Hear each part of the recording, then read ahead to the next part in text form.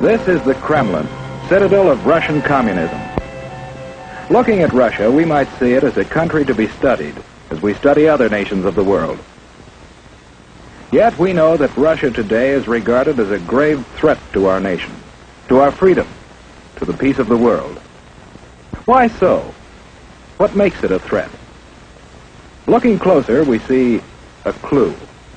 Public display of giant portraits of communist leaders. These leaders, by their actions, have caused the world to stand guard. Here, in Russia, you see the reason why so many nations are building up their defenses. Here, in Russia, you see the reason why we are spending billions of dollars in defense production, why your family is paying the highest taxes in our history. The leaders of Russia tell us their only concern is the defense of their own nation. Is this so? Or are they ambitious for world conquest? Question. A question of communism. Ever hear of Karl Marx? In his mind, communism was born more than 100 years ago. He looked at the world and saw men as divided into two classes, workers and capitalists. In the Communist Manifesto, he called upon the workers, the proletarians, to rise up and overthrow their capitalistic masters. He cried, "The proletarians have nothing to lose but their chains. They have a world to win. Working men of all countries, unite." This was the promise and the challenge of communism. In Russia, the Tsar was the government. To support the wealthy aristocracy, millions of peasants toiled in virtual slavery. The Cossacks, dreaded police of the Tsar, enforced tyrannical laws. Here was fertile ground for the ideas of communism. For here, indeed, the people had nothing to lose but their chains, the chains of the imperial government. In 1914, the Tsar sent his troops into the war that swept Europe. For more than 2 years they fought. While at home, people suffered from shortages, brought about the despotism and corruption of the imperial government. The people grew rebellious. Only a strong army could sustain the Tsar in power. But revolution was preached on the battlefield, too, to an army broken with corruption. Inevitably, the Russian army surrendered. And with the defeated army returning under the banners of revolution, the imperial government fell and revolution reigned. The chains were broken, and in violence was born the government of the proletarians. But a government needs leaders. Ever hear of Nikolai Lenin? He was the first leader of communist Russia. Leon Trotsky was another. Lenin lived but a few years, and out of the vicious struggle for power that followed his death, Joseph Stalin emerged as undisputed leader. Here was a new face, but in the background was an old one, Karl Marx. He established the ultimate aim of communism as world revolution.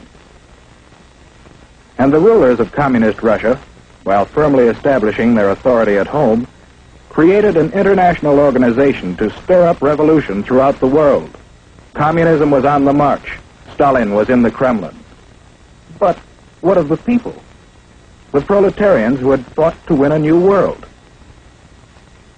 Their new world might look promising, but although the land had been taken away from the capitalists, the workers didn't get it. Under communism, virtually everything belongs to the state.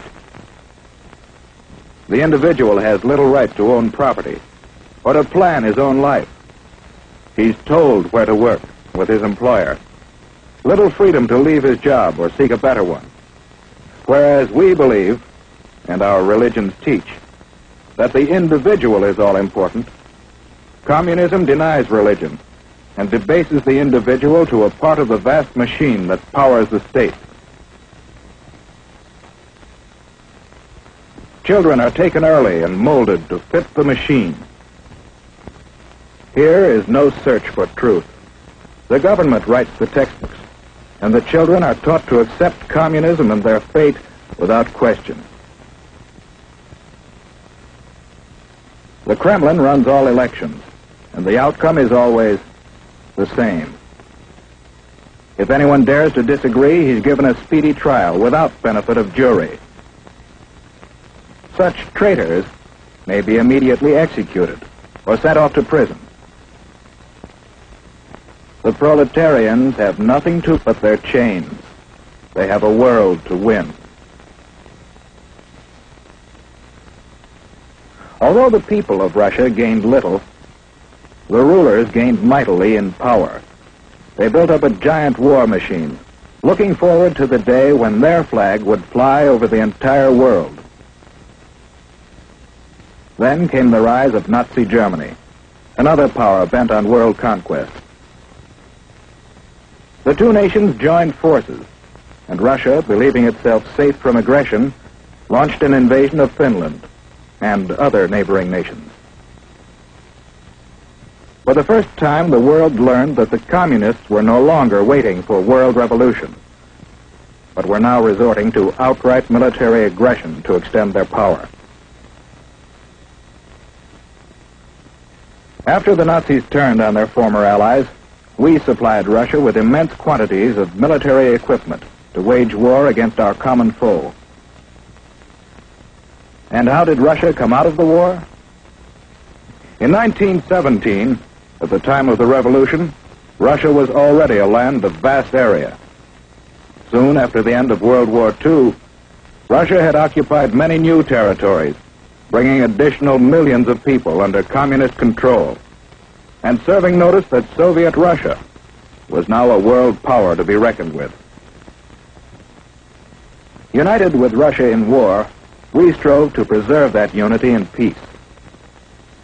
We helped organize the United Nations, in which the nations of the world have mutually pledged to cooperate in fostering world peace and progress. Andrei Gromyko signed for Russia. But in the first post-war Italian elections, the communists created disorder in an attempt to gain control of the government. Once more, the world was reminded that basic in the idea of communism is the plan of world revolution, and that Russian communism has stepped beyond that plan to achieve world domination through aggression. In Indochina and Malaya, communist aggression has incited rebellion against established government. In France, communist aggression has fomented strikes against essential industries in attempts to discredit the free government. In Iran, the communists have incited rioting and have preached hatred and distrust of the Western nations. In Eastern Germany, they have openly opposed the West. In China, the communists have established their own puppet government. In Korea, communist aggression has come into actual combat with forces of the United Nations. And with the most deadly of all weapons available to the Russians, no peoples in the world can feel secure against this aggression.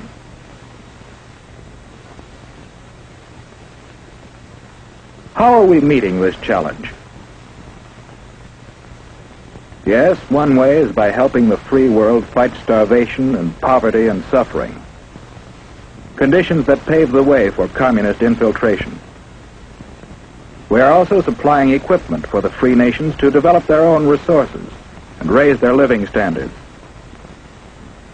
Another way we are meeting the challenge is by military alliance with some of the other free nations for mutual aid in opposing direct communist aggression. And we are building up our own military defense.